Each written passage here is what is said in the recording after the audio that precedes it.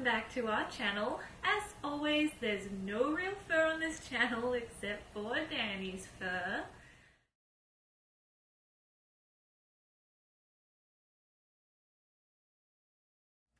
Anyway, for today's video, I thought I would make a tips and advice video for those of you who would like to become animators.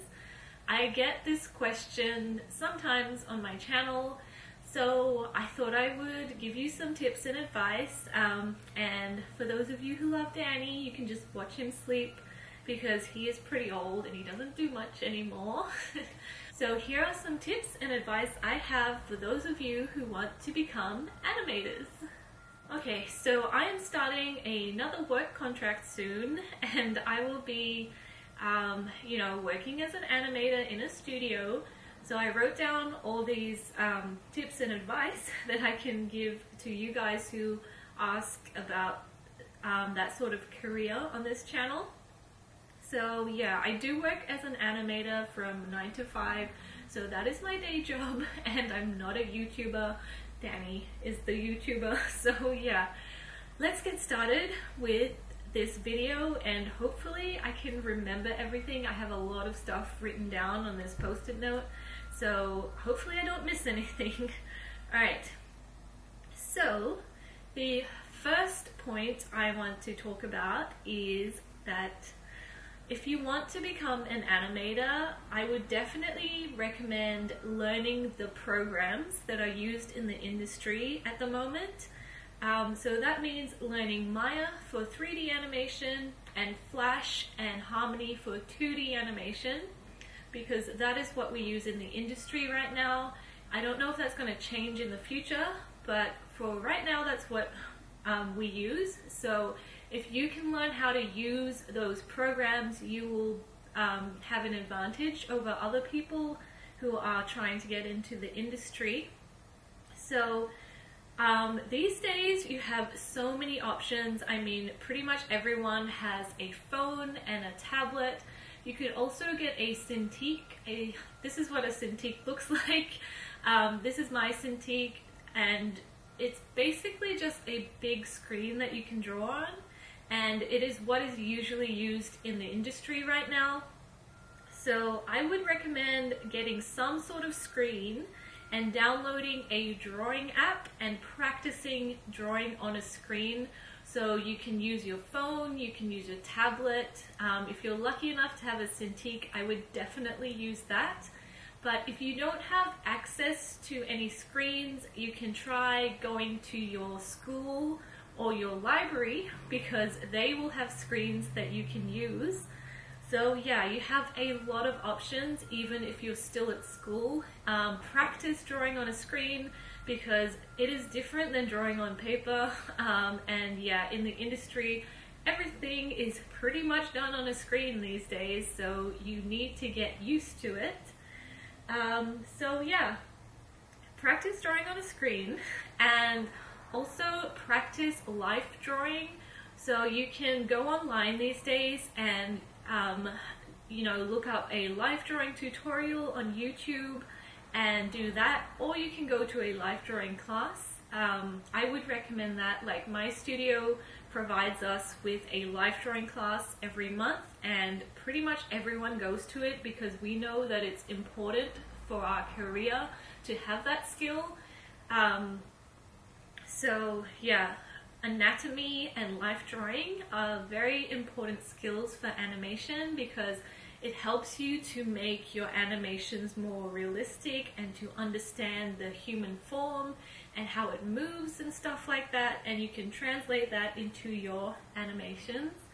So that's the first point that I have here. Learn the programs, draw on a screen, and go to life drawing classes or look them up online.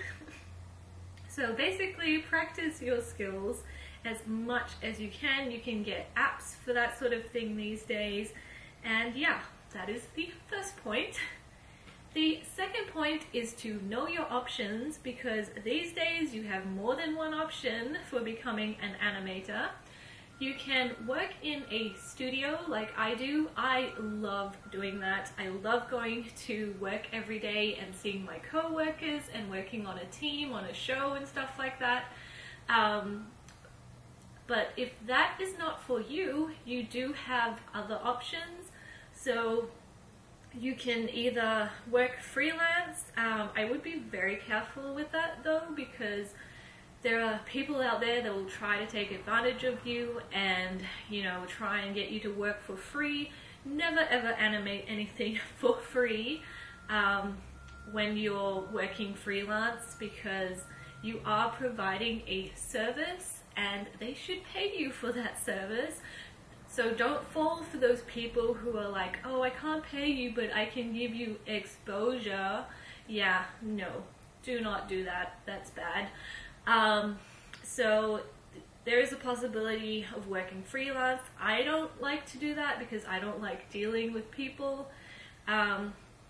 So yeah, and then the third option you have these days is to be an online animator. So you can put your animations on YouTube. There have been some successful YouTube animators. I feel like on YouTube, the stories are more important than the animation. So if you have a really interesting story, you will retain your audience and people will keep clicking on your videos, which gains you more followers and more views, and then you make money from that. So yeah, but you will need like all the equipment, like a Cintiq, a computer, and stuff like that if you want to be a YouTube animator. Some YouTube animators are self-taught, so it is not impossible. It's just, it can be difficult because there are so many people on YouTube right now. So yeah, it either works out or it doesn't, but I mean, that's up to you. You can work really hard and become a successful YouTube animator these days. It is an option for you. You also don't necessarily have to go to university to become an animator. You can, like I said, you can be self-taught, but if you want to go somewhere like Tokyo and work there as an animator, you will need a 3 or 4 year animation degree to be able to get a job, or 10 years experience in the industry. So yeah, keep that in mind if you want to go to Tokyo. So either you need a bachelor's animation degree or 10 years experience in the industry, so it can be quite difficult. I would recommend moving to Canada because that is where most of the animation is done. And if you do that, make sure you try and get permanent residency as fast as possible, because you will have just so many more advantages. Like, they hire Canadians over anyone else. It doesn't matter about your talent or your skills. They prefer to hire Canadians because of tax breaks. So yeah, not fair, but that's just the way it is. So yeah, that is the second point that I have. Know your options. So the third point I have for you guys is to make a demo reel. A demo reel is a short video that shows your future employers what you can do with animation. So it'll just be like a few clips of animations that you have done, and you send that off with your resume to your future prospective employers and they will watch it. They're usually about a minute in length so that people can watch them quickly and get a sense of what you can do. So yeah, if you want to be an animator, you're gonna need a demo reel. And the last point I have for this video is that when you do get your dream job in animation, have fun, but be serious. This is a business, it is a job, you know. You have to be able to do your work, do it well, and be professional. I remember my supervisor telling me that when he was growing up, he didn't know that you could actually do this as a career, and I think there's still like a stigma attached to cartoons. Like, people think they're for kids, blah blah blah, but it is an actual career for actual adults. So yeah, you can have fun with your co-workers and stuff, but make sure you do your job because that is what you're getting paid to do. Anyway, we hope you enjoyed this video. If we missed anything or if you have any other questions, just leave the questions below in the comments and we will answer them for you. So yeah, that's the video for today. We hope that you enjoyed it and we'll see you next time. Stay fluffy. Bye!